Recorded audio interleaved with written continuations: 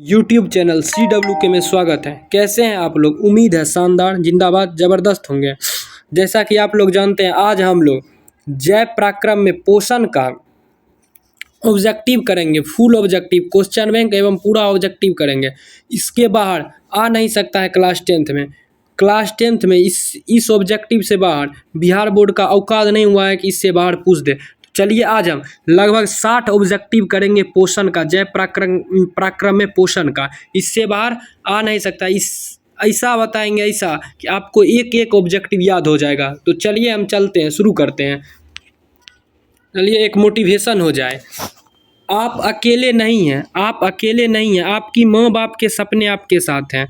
जब भी मन करे कि आज नहीं पढ़ना है, एक बार बस एक पल माँ का चेहरा याद कर लीजिए, आप तुरंत उठकर पढ़ने लगेंगे। चलिए माँ शारदे को सब एक बार नमस्कार कर लीजिए। ये हमारा छोटा सा यूट्यूब चैनल है, जिसे आप सब्सक्राइब कर लीजिए और बेल आइकन को दबा लीजिए, ताकि जब भी हम डालें कोई भी वीडियो आप तक तुरंत पहुँचे। हम 10th क्लास को पढ़ाते हैं, वो भी पूरा बिहार बोर्ड के तरह, क्योंकि हमने खुद 2023 में एग्ज़ाम दिया और लगभग 433 नंबर लाया है। नहीं है विश्वास तो हम आपको किसी वीडियो में दिखा देंगे हम अपना मार्कशीट। तो चलिए चलते हैं, चलिए शुरू करते हैं।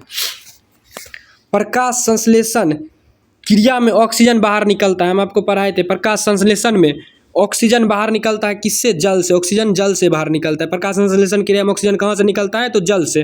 पर क्या है कि जल में ही H2O जल का फार्मूला होता है और वो ऑक्सीजन जल में ही होता है, इसलिए यह जल से निकलता है। चलिए दूसरा, ग्वाइटर अथवा घेंघा पनपता है। ग्वाइटर एवं घेंघा पनपता, आपको पढ़े होंगे। आयोडीन की कमी से ग्वाइटर अथवा घेंघा पनपता है। समझिए, घेंघा, आयोडीन की कमी से घेंघा रोग होता है। आयोडीन की कमी से घेंघा रोग होता है। आयोडीन की कमी से घेंघा रोग होता है। आयोडीन की कमी से घेंघा रोग होता है।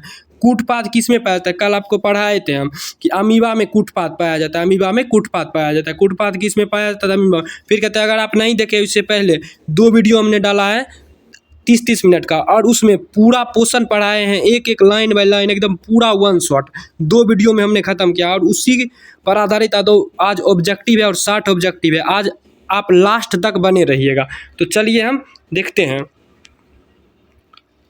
मंडल परीक्षण के लिए हरी पत्ती पर आयोडीन डालने से पहले पत्ती एल्कोहल में उबाला जाता है। पत्ती एल्कोहल में उबाला जाता है, किस लिए? तो क्लोरोफिल। इनमें से सभी हो जाएगा। क्या इसका हो जाएगा आंसर? इनमें से सभी, इनमें से सभी, इनमें से सभी, इनमें से सभी हो जाएगा। स्लाइड को सर्वप्रथम कंपाउंड माइक्रोस्कोप से देखा गया था 10x में सर्वप्रथम कंपाउंड माइक्रोस्कोप से देखा गया था। स्लाइड को 10x में देखा गया था। स्लाइड को ग्लूकोज के एक अणु में ऑक्सीजन के कितने परमाणु होते हैं? ग्लूकोज के एक अणु में ऑक्सीजन के कितने परमाणु होते हैं? 6। अब जानते होंगे क्या होता है? C6H12O6। ग्लूकोज में कितना होते हैं? 6 होता है। आप इसके फार्मूला से भी जानते होंगे। दांत को साफ करने के लिए दंत मंजन पराया होते हैं। दंत मंजन कैसा होते हैं? पराया। तो दंत मंजन जो होते हैं ना, दंत मंजन क्षारीय होते हैं। दंत मंजन क्षारीय होते हैं। कल आपको हम पढ़ाए थे, दंत मंजन क्षारीय होते हैं। पूरा वीडियो देखिएगा, स्किप नहीं कीजिएगा। सभी पेड़ पौधे होते हैं, सभी पेड़ पौधे जो होते हैं वो स्वपोषी होते हैं। सभी पर पेड़ पौधे स्वपोषी होते हैं। सभी पेड़ पौधे स्वपोषी होते हैं। सभी पेड़ पौधे स्वपोषी होते हैं। सभी पेड़ पौधे स्वपोषी होते हैं। निम्नलिखित में से कौन एक उभयलिंगी जंतु है? कौन एक? केचुआ एक उभयलिंगी जंतु है। केचुआ एक उभयलिंगी। उभयलिंगी मतलब एक ही शरीर में दोनों लिंग। तो केचुआ ऐसा जीव है जो उभयलिंगी होते हैं। इसमें एक ही शरीर में दोनों, मतलब नर और मादा दोनों होते हैं एक ही शरीर में। तो चलिए दूसरा देखते हैं। अमीबा अपना भोजन कैसे पकड़ता है? अमीबा कूटपाद द्वारा। अभी थोड़ा देर पहले यहाँ बताए थे, अमीबा कूटपाद द्वारा अपना भोजन पकड़ता है। अमीबा कूटपाद द्वारा अपना भोजन पकड़ता है। आयोडीन की कमी से कौन सा रोग होता है? आयोडीन की कमी से, हम थोड़ा देर पहले ही बताएं, घेंघा। आयोडीन की कमी से घेंघा। आयोडीन की कमी से घेंघा। आयोडीन की कमी से घेंघा होता है। आयोडीन की कमी से घेंघा होता है। उसके बाद किसी उपस्थिति के कारण पौधे का रंग होता है। मतलब किसकी उपस्थिति के कारण? तो क्लोरोफिल के उपस्थिति के कारण पौधे का रंग हरा होता है। हम बताए थे कल ही आपको कि क्लोरोफिल की उपस्थिति के कारण पौधे का रंग हरा होता है। हाइड्रा में क्या पाया जाता है? हाइड्रा में क्या पाया जाता है? तो हाइड्रा में स्पर्शक पाया जाता है। हाइड्रा में स्पर्शक पाया जाता है। हाइड्रा में क्या पाया जाता है? तो हाइड्रा में स्पर्शक पाया जाता है। हाइड्रा में स्पर्शक पाया जाता है। ग्लूकोज का रासायनिक सूत्र हम थोड़ा देर पहले ही बोले थे, C6H12O6, C6H12O6, C6H12O6, C6H12O6 होता है, C6H12O6। अमीबा में अधिकांश पोषण कैसे होता है? तो अमीबा में अधिकांश पोषण जो होता है वो कैसे होता है? अमीबा में अधिकांश पोषण अंतःग्रहण द्वारा होता है। अमीबा में अधिकांश पोषण अंतःग्रहण द्वारा होता है। अमीबा में अधिकांश पोषण अंतःग्रहण द्वारा होता है। प्रकाश संश्लेषण की क्रिया होती है। प्रकाश संश्लेषण की क्रिया किसमें होती है? तो हरे पेड़ पौधे में। हरे पेड़ पौधे में प्रकाश संश्लेषण की क्रिया होती है। हरे पेड़ पौधे में प्रकाश संश्लेषण की क्रिया होती है। उसके बाद दांतों की सबसे ऊपरी भाग दांतों की सबसे ऊपरी भाग, कल आपको हमने बताया था दांतों की सबसे ऊपरी भाग क्या होती हैं, तो बताइए जल्दी। दांतों की सबसे ऊपरी भाग इनामेल होती है। दांतों की सबसे ऊपरी भाग इनामेल होती है। दांतों की सबसे ऊपरी भाग इनामेल होती है। दांतों की सबसे ऊपरी भाग इनामेल होती है। देखिए, आहार नाल का सबसे लंबा भाग हम आपको बताएं थे, छोटी आंत जो होता है ना, आहार नाल, पूरा आहार नाल होता है 8 से 10 मीटर, और सिर्फ छोटी आंत की लंबाई 6 मीटर हो जाती है। सिर्फ छोटी आंत की लंबाई 6 मीटर हो जाती है। मैग्नीशिया पाया जाता है। मैग्नीशिया पाया जाता है। मैग्नीशिया पाया जाता है। मैग्नीशिया क्लोरोफिल में पाया जाता है। मैग्नीशिया क्लोरोफिल में पाया जाता है। मैग्नीशिया क्लोरोफिल में पाया जाता है। मैग्नीशिया क्लोरोफिल में पाया जाता है। स्वपोषी पोषण के लिए आवश्यक है। स्वपोषी पोषण के लिए पर्णहरित, सूर्य का प्रकाश, कार्बन डाइऑक्साइड, इनमें से सभी हो जाएगी। पर इसमें 4 आवश्यकता होता है स्वपोषी के लिए। एक पर्णहरित, सूर्य का प्रकाश, कार्बन डाइऑक्साइड और एक ऑक्सीजन। कार्बन डाइऑक्साइड और ऑक्सीजन, ये 4 इनमें से सभी हो जाएगा। इनमें से सभी हो जाएगा। इनमें से सभी हो जाएगा। न्यूक्लियस शब्द किसके द्वारा दिया गया है? न्यूक्लियस शब्द किसके द्वारा दिया गया है? तो हो जाएगा रॉबर्ट ब्राउन। रॉबर्ट ब्राउन के द्वारा न्यूक्लियर शब्द दिया गया है। न्यूक्लियर शब्द किसके द्वारा दिया गया है? रॉबर्ट ब्राउन के द्वारा न्यूक्लियर शब्द दिया गया है। पौधों में भोजन किस रूप में जमा होता है? पौधों में भोजन जो होता है वो स्टार्च के रूप में जमा होता है। पौधों में भोजन स्टार्च के रूप में जमा होता है। पौधों में भोजन स्टार्च के रूप में जमा होता है। पौधों में भोजन स्टार्च के रूप में जमा होता है। पौधे और पशुओं की कोशिका का वैज्ञानिक अध्ययन क्या कहलाता है? तो पौधों और पशुओं की कोशिका का वैज्ञानिक अध्ययन क्या कहलाता है? तो कहलाता है कोशिका विज्ञान। कोशिका, देखिए कोशिका अध्ययन, यहाँ कोशिका दिया है तो कोशिका विज्ञान हो जाएगा। कोशिका मिल जाता है। कोशिका विज्ञान। निम्नलिखित में कौन ट्रिप्सिन एंजाइम का कार्य करता है? ट्रिप्सिन एंजाइम का कार्य कौन करता है? ट्रिप्सिन एंजाइम का कार्य कौन करता है? तो ट्रिप्सिन एंजाइम का कार्य प्रोटीन का पाचन। एंजाइम का कार्य क्या है? तो प्रोटीन का पाचन। प्रोटीन पचाता है ट्रिप्सिन क्या करता है? प्रोटीन पचाता है। कल आपको हम बताए ही थे कि प्रोटीन का पाचन जो होता है ना, वो ट्रिप्सिन करता है। प्रोटीन का पाचन ट्रिप्सिन करता है। मुख गुहा में आहार का कैसा सा भाग पाचन होता है? मतलब मुख गुहा में आहार का कौन सा भाग पाचन होता है? तो वो हो जाता है कार्बोहाइड्रेट। कार्बोहाइड्रेट जो होता है वो मुख में उसका पाचन हो जाता है। कार्बोहाइड्रेट का मुख में पाचन हो जाता है। कार्बोहाइड्रेट का मुख में पाचन हो जाता है। कार्बोहाइड्रेट का मुख में पाचन, कार्बोहाइड्रेट का जो है ना वो मुखे में पाचन हो जाता है। मुंह में ही पाचन हो जाता है। उसके बाद निम्न में स्वपोषी कौन है? तो निम्न में स्वपोषी कौन है? आपको आप बताए थे, हरे पेड़ पौधे जो होते हैं वो स्वपोषी होते हैं। हरे पेड़ पौधे वो खुद खाना बनाते हैं। हरे पेड़ पौधे अपने अंदर ही खाना वो बना लेते हैं। उसे बाहर से खाने की आवश्यकता नहीं है, वो अपना खाना अंदर ही बना लेते हैं। तो स्वपोषी कौन है? तो हरे पेड़ पौधे स्वपोषी होते हैं। हरे पेड़ पौधे स्वपोषी होते हैं। जीवन का एक महत्वपूर्ण विशेष है। जीवन का एक महत्वपूर्ण विशेष क्या है? तो जीवन का एक महत्वपूर्ण विशेष वृद्धि है। वृद्धि जो है वो जीवन का एक महत्वपूर्ण विशेषता है। महत्वपूर्ण विशेषता क्या है? जीवन का वृद्धि जो होता है वो जीवन का महत्वपूर्ण विशेषता होता है। स्वपोषी पोषण होते हैं। स्वपोषी बोलबे किए थे कि पौधे में स्वपोषी पोषण होते हैं। पौधा में स्वपोषी पोषण होते हैं। पौधा में स्वपोषी पोषण होते हैं। एक सेकंड,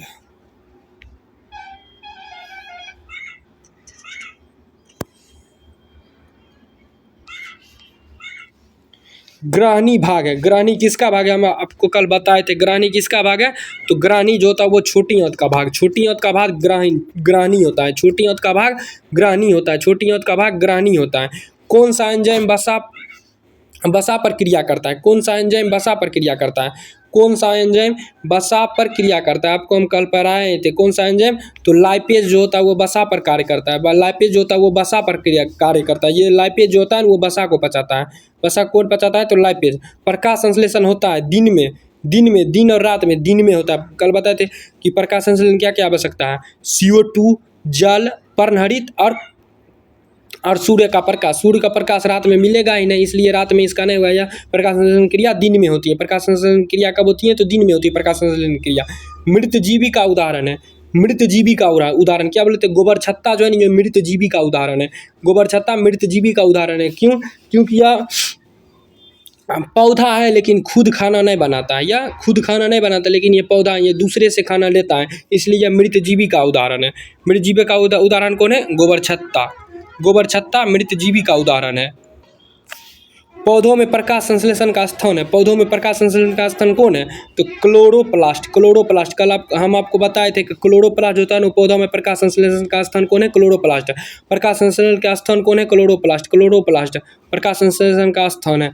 भोजन का पाचन किस प्रकार की अभिक्रिया है, भोजन का पाचन किस प्रकार की अभिक्रिया आप केमिस्ट्री में भी पढ़े होंगे। तो यह भोजन का पाचन जो होता है वो भोजन का पाचन उपचयन अभिक्रिया है। भोजन का पाचन उपचयन अभिक्रिया है। भोजन का पाचन उपचयन अभिक्रिया है।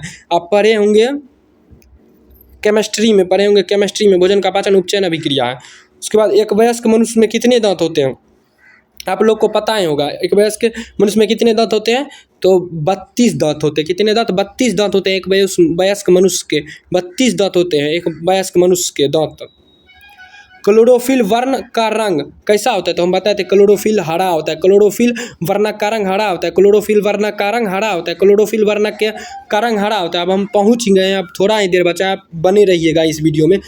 कवक में पोषण कौन सी विधि होती है, कवक में पोषण कौन सी विधि होती है, कवक में पोषण कौन सी विधि होती है, तो कवक में पोषण जो है, कवक में पोषण कौन सी विधि होती है, कवक में पोषण कौन सी विधि पाई जाती है, कवक में पोषण की कौन सी विधि पाई जाती है, तो मृत जीवी, कवक हो या गोबर छत्ता हो, ये दोनों में क्या पाया जाता है, मृत जीवी। कवक और गोबर छत्ता में मृत जीवी, कवक और गोबर छत्ता में मृत जीवी। पित्त रस कहाँ से स्राव होता है, पित्त रस कहाँ से स्राव होता है, पित्त रस कहाँ से स्राव होता है, पित्त रस यकृत से स्राव होता था। हम बताए थे यकृत जो होता है यह हमारे शरीर की सबसे बड़ी ग्रंथि है और इसका वजन लगभग 1.5 kg होता है। इसका वजन लगभग 1.5 kg होता है। गोबर छत्ता है, गोबर छत्ता अभी पहले ही बताए थे आपको, कितना बार ये आ गया क्वेश्चन, देख लीजिए कितना इंपॉर्टेंट है। गोबर छत्ता क्या है, गोबर छत्ता एक मृत जीवी है। गोबर छत्ता एक मृत जीवी है। गोबर छत्ता एक मृत जीवी है। गोबर छत्ता एक मृत जीवी है। गोबर छत्ता हो या हाँ, गोबर छत्ता मृत जीवी है। गोबर छत्ता एक मृत जीवी है। दूध से दही बनने में निम्नलिखित में कौन सी अभिक्रिया होती है, आपको पता है होगा कि किण्वन होता है। क्या होता है, किण्वन। दूध से दही बनने में निम्नलिखित में कौन सी अभिक्रिया होती है, किण्वन, या फिजिक्स में भी पढ़े होंगे किण्वन। दांत में कठोरतम भाग, दांत में कठोरतम भाग क्या कहलाता है, हम आपको कल पढ़ाए थे। दांत में कठोरतम भाग, दांत में कठोरतम भाग क्या कहलाता है, तो इनामेल कहलाता है। दांत का कठोरतम भाग इनामेल। इनामेल जो होता है वो दांत का कठोरतम भाग होता है। इनामेल दांत का कठोरतम भाग होता है। निम्नलिखित में से किस रंध्र के छिद्र घिरे होते हैं, मतलब रंध्र का छिद्र जो होता है ना वो किस चीज़ से घिरा होता है। रंध्र आपको पता है वो पत्तों में छोटा छोटा छिद्र पाया जाता है जिसे रंध्र कहते हैं। और उसी रंध्र से जो होते हैं ना पेड़ पौधे अंदर कार्बन डाइऑक्साइड लेते हैं और ऑक्सीजन छोड़ते हैं। इसी रंध्र से पेड़ पौधे कार्बन डाइऑक्साइड अपने अंदर लेते हैं और ऑक्सीजन छोड़ते हैं। और यह किससे घिरा होता है, तो गाढ़ कोशिका से। गाढ़ कोशिका से रंध्र घिरे होते हैं। रंध्र किससे घिरे होते हैं, गाढ़ कोशिका से। गाढ़ कोशिका से रंध्र घिरे होते हैं। निम्नलिखित में से किस रंग की प्रकाश किरण प्रकाश संश्लेषण के लिए ज़्यादा प्रभावी है, निम्न में से किस रंग की प्रकाश किरण संश्लेषण के लिए ज़्यादा प्रभावी है, तो कौन हो जाएगा, लाल। लाल ज़्यादा प्रभावी होते हैं प्रकाश संश्लेषण के लिए क्योंकि इसका तरंगदैर्ध्य बहुत अधिक होता है इसलिए। तो चलिए दूसरा देखते हैं। स्टार्च की उपस्थिति की जांच के लिए किस विलयन का उपयोग करते हैं। स्टार्च की उपस्थिति की जांच के लिए किस विलयन का उपयोग करते हैं तो इसमें हो जाएगा आयोडीन। आयोडीन आयोडीन इसका क्या हो जाएगा आयोडीन। आयोडीन का उपयोग हम करते हैं स्टार्च के जांच के लिए। और आयोडीन के कमी से ही घेंघा रोग और ग्वाटर रोग होता है, आयोडीन की कमी से, आप याद रखिएगा ये। प्रकाश संश्लेषण की दर निम्न में से किस कारकों पर निर्भर करता है। प्रकाश संश्लेषण की दर निम्न में से किस कारकों पर निर्भर करती है। प्रकाश की गुण पर और प्रकाश की मात्रा पर। हाँ, प्रकाश का गुण और प्रकाश की मात्रा दोनों पर निर्भर करता है, दोनों पर निर्भर करता है। इसका क्या हो जाएगा सी। प्रकाश संश्लेषण किस दर निम्नलिखित में से किन कारकों पर निर्भर करता है। प्रकाश संश्लेषण की दर निम्न में से किन कारकों पर निर्भर करती हैं, तो प्रकाश की गुण और प्रकाश की मात्रा। प्रकाश की गुण और प्रकाश की मात्रा दोनों हो जाएगा। तो चलिए, परिशोषित हिस्सा है। परिशोषित हिस्सा क्या होता है, तो हम आपको बताए थे परिशोषित हिस्सा क्या कौन हो जाएगा। परिशोषित हिस्सा क्या हो जाएगा आहार नाल का है कि अभी आहार नाल ही चल रहा है तो इसका आहार नाल ही होगा ना आंसर। परिशोषित हिस्सा है आहार नाल का। परिशोषित हिस्सा है किसका, आहार नाल का। रंध्र मुख्यतः पाए जाते हैं। रंध्र किस में पाए जाते हैं, पत्तियों में। हम बोले थे पत्तियों में रंध्र पाया जाता है और रंध्र से ही पत्तियों में रंध्र पाया जाता है। और पेड़ पौधे रंध्र से ही कार्बन डाइऑक्साइड ग्रहण करते हैं और ऑक्सीजन निकालते हैं रंध्र से ही। प्रकाश संश्लेषण की प्रक्रिया अभिक्रिया होती है, किसमें होता है, तो प्रकाश संश्लेषण की अभिक्रिया किसमें होती है, क्लोरोप्लास्ट की ग्रामा में। क्लोरोप्लास्ट की ग्राना में होती है। परजीवी पौधे का एक उदाहरण है। परजीवी पौधे का एक उदाहरण क्या है, बोलिए। परजीवी पौधे का एक उदाहरण कौन है परजीवी पौधे का एक उदाहरण, तो हो जाएगा कि अमरबेल। हम आपको बोले थे अमरबेल जो होता है वो परजीवी होता है, या किसी दूसरे जीव पर, या अमरबेल है या किसी दूसरे जीव पर निर्भर करता है, या किसी दूसरे पेड़ पौधे पर निर्भर करता है। इसमें आप कभी जड़ नहीं देखे होंगे। या दूसरे पौधे से अपना पोषण तत्व, दूसरे पौधे के पोषण तत्व से अपना यह पेट भरता है, उसी कारण यह जिंदा रहता है। क्रमाकुचन गति होती है। क्रमाकुचन गति किसमें होती है, तो क्रमाकुचन गति किसमें होती है, तो क्रमाकुचन गति जो होती है वो छोटी आंत में क्रमाकुचन गति होती है। क्रमाकुचन गति छोटी आंत में, क्रमाकुचन गति छोटी आंत में होती है। क्रमाकुचन गति छोटी आंत में होती है, याद रखिएगा। क्षुद्राक्ष में स्थित रसांकुर का क्या कार्य होता है, बताइए। क्षुद्राक्ष में स्थित रसांकुर का क्या कार्य होता है, अवशोषण का सतही क्षेत्र बढ़ाना। अवशोषण का सतही क्षेत्र बढ़ाने का काम कौन करता है, क्षुद्राक्ष में स्थित रसांकुर का कार्य क्या है, तो अवशोषण की सतही क्षेत्र बढ़ाना। अवशोषण की सतही क्षेत्र कौन बढ़ाता है, क्षुद्राक्ष में स्थित रसांकुर। मुख गुहा का पिछला भाग क्या कहलाता है, बोलिए। मुख गुहा का पिछला भाग क्या कहलाता है, तो मुख गुहा का पिछला भाग ग्रासनी कहलाता है। जैसे मुंह है, मुंह का सबसे पीछे वाला भाग ये गर्दन है, यहाँ जो गला है, गला, इसी को ग्रासनी कहते हैं। तो मुंह गुहा का सबसे पिछला भाग ये गर्दन, ये गला याद रखिएगा, गर्दन। ये गर्दन मतलब ग्रासनी हो जाएगा मुंह गुहा का सबसे पिछला भाग। प्रकाश संश्लेषण में ऑक्सीजन का मूल स्रोत हम बोले थे जल होता है। ऑक्सीजन का मूल स्रोत क्या होता है, जल। बोले थे कि जल का मात्रक क्या होता है, H2O। जल में ही ना ऑक्सीजन होता है, तो जल से निकलता है H2O कहाँ से निकलता है, जल से। H2O जल से निकलता है। ये चलिए अब 54 का देखते हैं। अब बहुत कम ही बचा है, शायद 57 ही है। पेप्टिन का अल्सर हो सकता है। पेप्टिन का अल्सर किससे हो सकता है, लंबे समय तक भूखे रहने से। हम आपको बोले थे कि लंबे समय तक अगर आप भूखे रहेंगे ना तो आपको पेप्टिन अल्सर हो सकता है। पेप्टिन अल्सर इसमें क्या होता है, इसमें जो होता है ना, अमाशय में घाव हो जाता है। क्या होता है पेप्टिन अल्सर में, क्या होता है, अमाशय में घाव हो जाता है। हम बहुत दिन तक नहीं खाते, इससे बहुत ज़्यादा अम्लस्राव होता है और इसी के कारण पेप्टिन में जो होता है ना, पेप्टिन अल्सर हो जाता है। लंबे समय तक नहीं खाते हैं तो हमारे अमाशय में हाइड्रोक्लोरिक अम्ल HCl हाइड्रोक्लोरिक अम्ल की मात्रा बढ़ जाती है, जिसके कारण हमारे अमाशय में घाव हो जाता है। इसीलिए इसी को पेप्टिन अल्सर कहते हैं। और पेप्टिन अल्सर किसके कारण, तो लंबे समय तक भूखे रहने से पेप्टिन अल्सर हो जाता है। लंबे समय तक भूखे रहने से। निम्न में से कौन मनुष्य के आहार नाल में एक अवशेषी अंग है। हम आपको बोले थे अवशेषी अंग कौन है, अपेंडिक्स। अपेंडिक्स जो होता है वो अवशेषी अंग होता है, इसका कोई काम नहीं होता है। इसीलिए देखते होंगे डॉक्टर इसको हटाता है तब पर भी कुछ नहीं होता है। अपेंडिक्स जो होता है वो अवशोषी अंग होता है, मतलब इसका कोई काम नहीं रहता है अपेंडिक्स में हमारे, ये बेकार पड़ा रहता है आहार नाल में।